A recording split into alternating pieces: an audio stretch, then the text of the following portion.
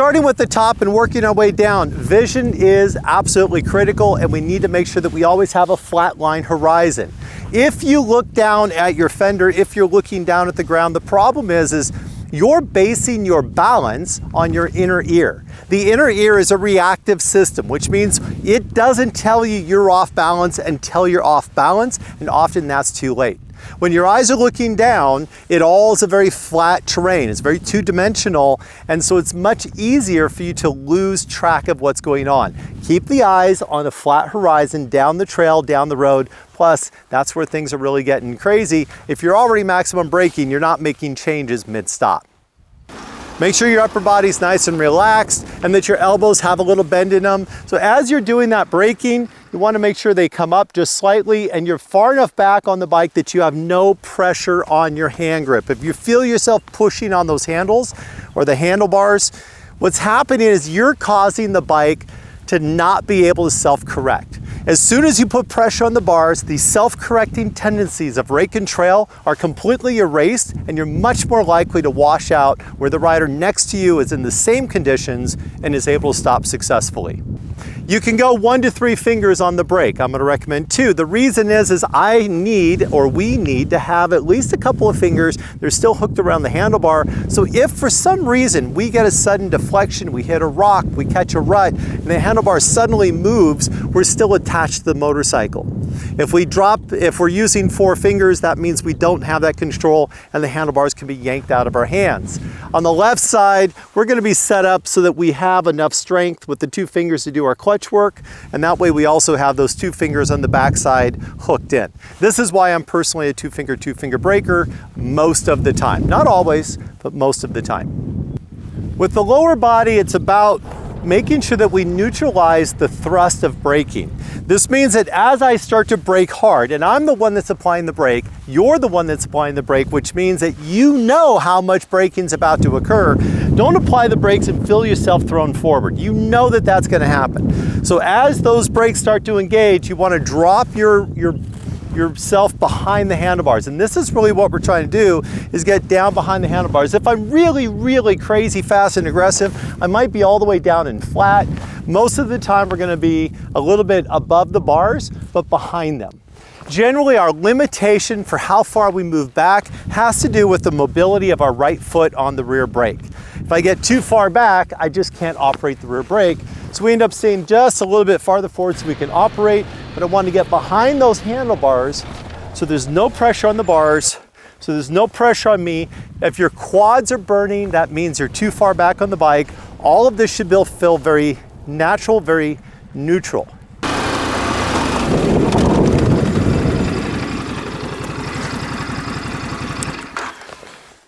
You'll notice when I came to a stop, my butt is not going down to the seat. I'm not dropping down. My leg is supporting my weight. The bike is balanced underneath the knee on the left side. This means I'm in a stable position both when I'm stopping, and I'm in a good starting stable position when it's time to go.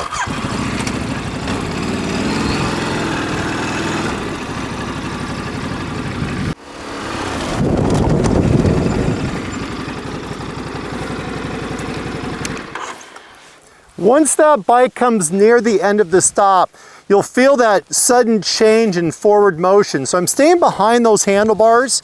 And the idea is to find that neutrality where nothing's pushing me onto the handlebars. But once I come to the end of the stop, you'll feel that shift you up, so that brings you to a standing position. You should be in control and balanced on the bike.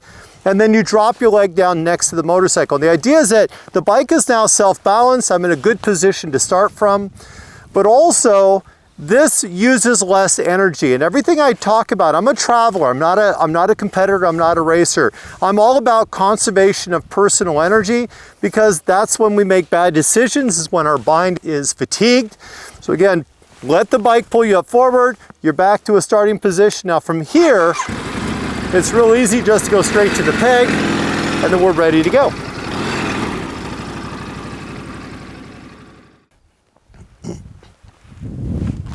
Applying the front brake is probably the most challenging, the most critical part of this whole process. Same as on the street, when you first initially brake, you go into the brakes firm and you start increasing pressure. And that's not going to change here. You're not going to snatch, grab, but you want to come on rapidly to start the stop. If we're braking hard, it's for a reason. The difference is that the traction changes very rapidly. It can be from foot to foot, inch to inch.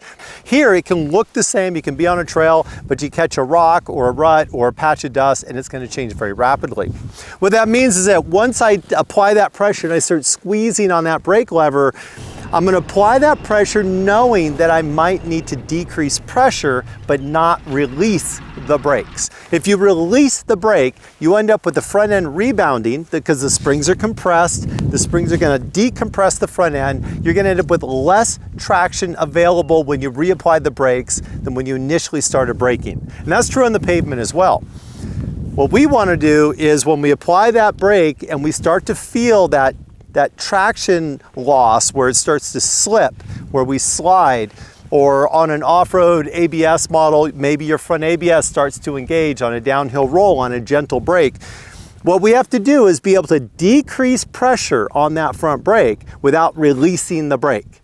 And that takes practice. So it's just increasing. And if you do this just with your fingers, you put two fingers out and take the other two fingers over the top of them, just like it's there. You can squeeze until you feel the two fingers. And then what I want you to do is just release a little bit of pressure, but you'll notice that you really can't see your fingers move, but yet you can feel dramatic changes in pressure. This is what your braking should look like when you're riding down the trail. We shouldn't see the hand moving. We shouldn't see the fingers moving. It looks like you're doing the same thing the whole time, but yet it's changes in pressure. If you haven't done this, seriously, take your left hand, put it up, two fingers, take your other hand, two fingers, wrap around them. So two fingers behind, two fingers in front, and give a little squeeze, almost till it hurts. And then I want you to decrease until it stops hurting. And notice, when you look at it, notice how little movement your fingers truly have.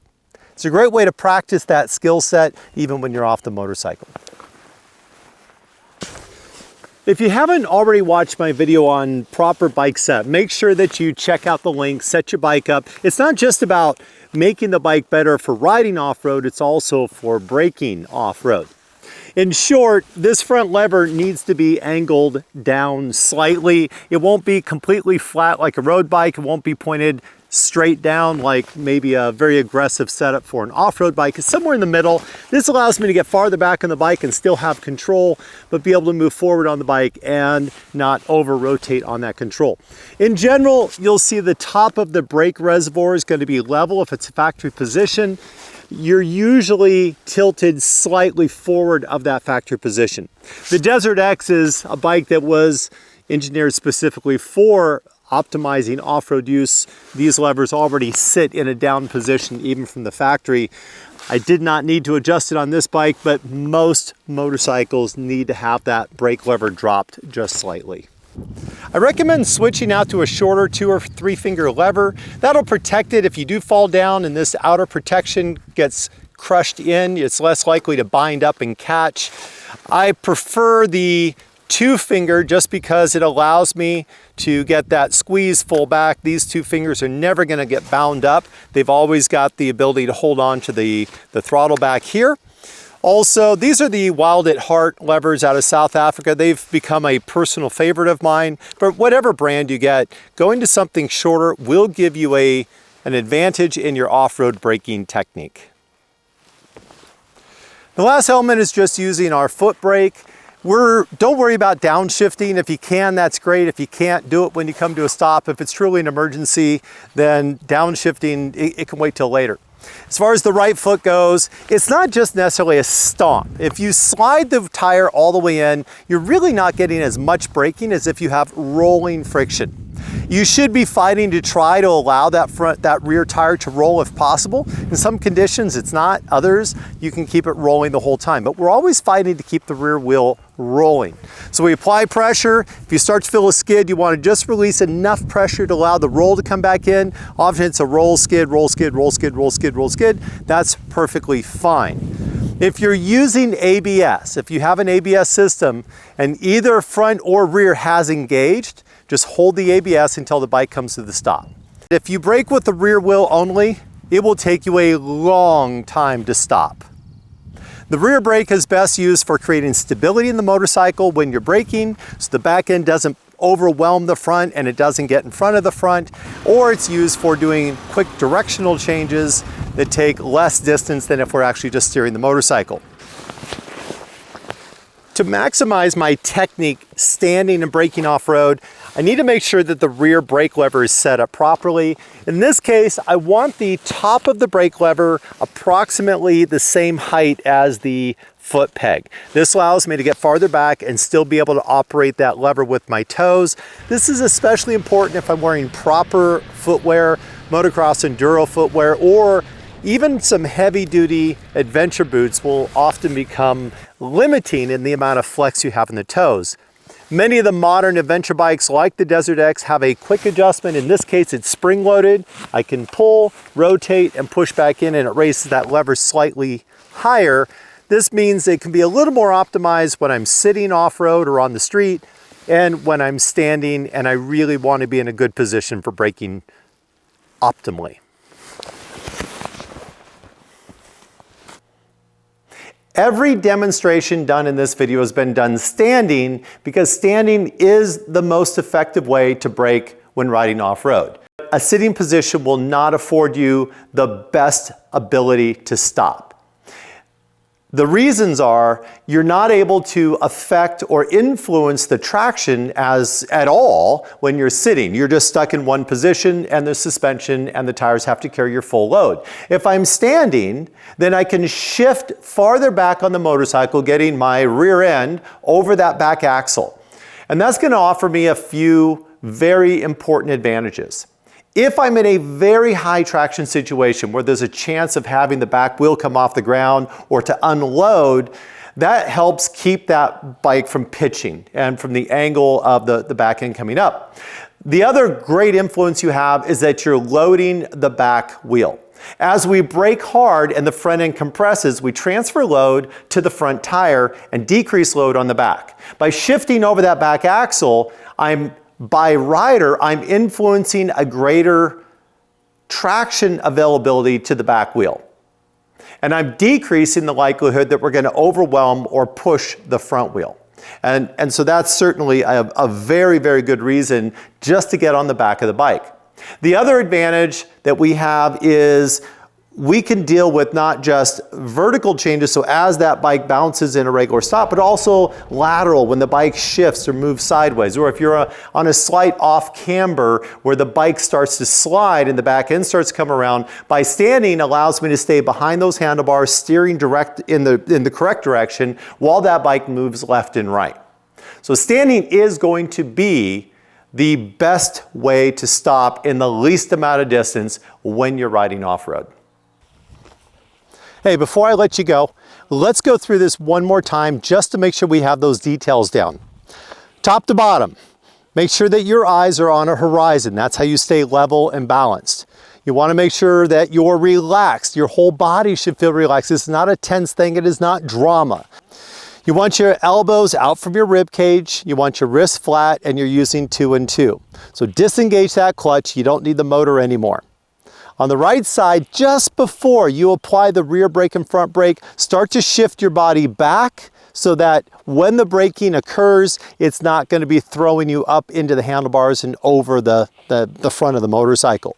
So increase pressure as you shift back. You should feel no pressure on the handlebars. You should feel no burn in the thighs. Don't overcommit to the front brake so much that you're not able to decrease pressure while still maintaining braking. That's something that you're going to have to practice if you haven't done this before. At the very, very end of the stop, and this is important when you go out to practice this, make sure you come to a complete stop. Don't roll through it, drop a leg to the ground. That confirms that you came to a stop because it's this last foot that makes all the difference. When you come to the last part of that stop, you'll feel your body come up, balanced on the motorcycle, drop one leg down next to the motorcycle. This puts you in a strong position to start from. Now you've stopped in control, you're ready to start in control. Never mind, it just looks really good when you ride well. If you're one of my Patreon supporters, thank you very much. You're the one that keeps this channel alive. Without you, I don't have the funding to keep doing this. If you're not a Patreon supporter, that's okay too. Just make sure you hit subscribe, hit like, share it with your friends, share it on your Facebook groups.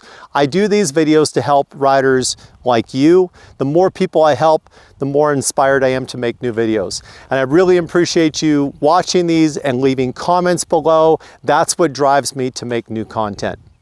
Thanks, I appreciate it. I need to go off and start a class. I've got a training class that's just about ready to start. You need to get out from behind your computer or your phone or whatever you're watching this on, jump on your bike and go try this out, because it sounds simple, but the details make a difference.